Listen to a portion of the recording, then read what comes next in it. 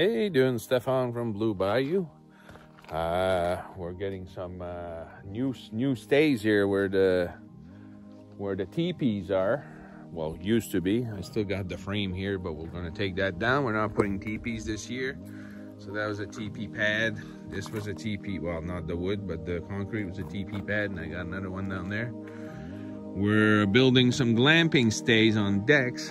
That's what we're working on right now. They're not going to be over like this. We're going to move them. We just need to do a little bit of excavation. But while we're here, I just see how many birch we got here. We got a lot of birch trees. And the thing with birch trees is some people, sometimes they pull off birch off a tree just to make campfires, just to start their fire. And I just want to show people what happens when you do that.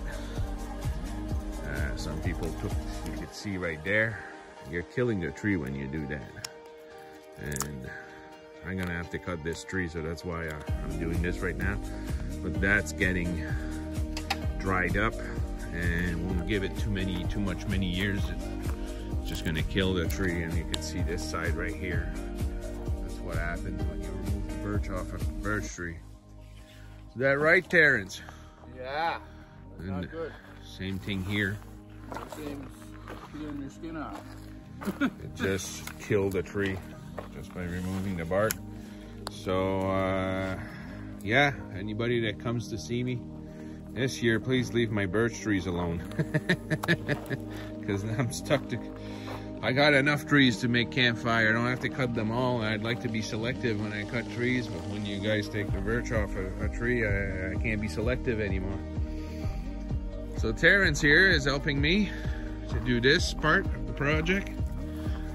Can't wait. Gonna talk to him a little bit more about it when we start boarding it and putting the building the glamping stay that I'm gonna do on it.